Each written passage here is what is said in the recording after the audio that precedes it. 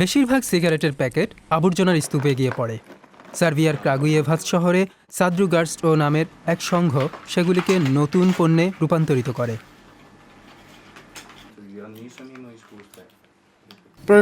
আমরা খালি সিগারেটের প্যাকেট দিয়ে কাগজ তৈরি করি। আমরা সবাই মিলে কাজ করি। আমি কুণ্ড থেকে নুডলের মতো দেখতে কাগজের ফিতে নিয়ে মিশিয়ে অন্য একটি কুণ্ডে ঢেলে দিই। তারপর পানি ঢেলে কাগজ নরম করে নতুন কাগজ তৈরি করি।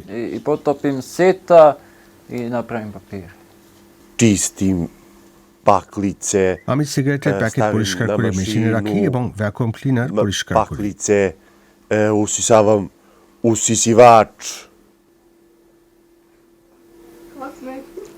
এটা আর্টিস্ট পেপার। ৩০ বছরের বেশি বয়সের মনোসামাজিক প্রতিবন্ধীদের কর্মসংস্থানের লক্ষ্যে এই সংঘ গঠন করা হয়েছিল। আনা ভ্লাশকোভিচ মনোবিজ্ঞান নিয়ে উচ্চশিক্ষা গ্রহণ করছেন। তিনি এই সংঘের জন্য অর্থ সংগ্রহ ও জনসংযোগের কাজ করেন।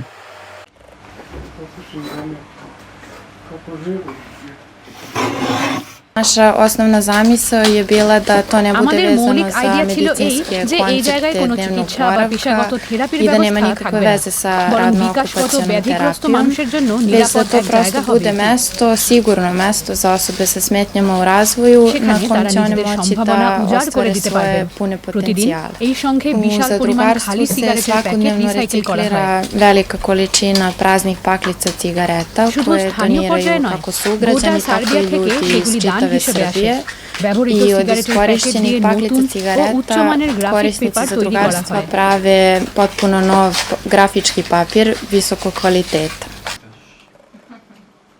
সিগারেটের প্যাকেটে বড় মাত্রায় সেলুলোজ থাকে।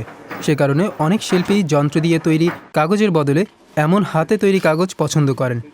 গ্রাফিক পেপার ছাড়াও সেখানে ছবি, বুকমার্ক ও ক্যালেন্ডার তৈরি হয়।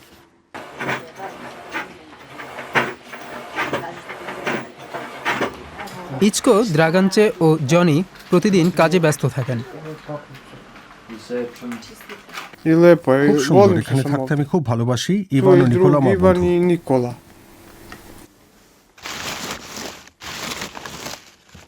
আনার মতে ইচকো, নিকোলা ও দ্রাগাঞ্চে টিমের সবচেয়ে পরিশ্রমী সদস্য। কাজের বাইরেও তারা পরস্পরের বন্ধু। মাত্র ২ বছর আগে এই সংঘ গঠিত হলেও শহর ও গোটা সার্বিয়ার অনেক মানুষ তাদের কাজ পছন্দ করে। ইয়োভানার সঙ্গে আগে পরিচয় হলেও দ্রাগাঞ্চে সেটা ভুলে গেছেন। ভোলাতে দ্রাগাঞ্চে তার সৌন্দর্যের প্রশংসা করলেন।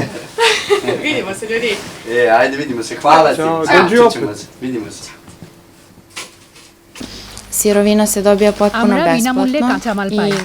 খালি সিগারেটের প্যাকেট আনতে মানুষ উদ্বুদ্ধ বোধ করে।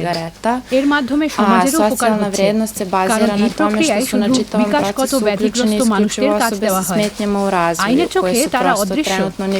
অর্থনৈতিক স্বাধীনতা ও নিজস্ব উপার্জনের কোনো পথ তাদের সামনে খোলা নেই। আবর্জনা সাফাই এবং বিভিন্ন মেলা ও আর্ট স্কুলে পণ্য বিক্রির দৌলতে এই প্রকল্প সম্ভাব্য দাতাদের কাছে পরিচিতি পাচ্ছে বলে সংঘের কর্তা ব্যক্তিরা নিশ্চিত।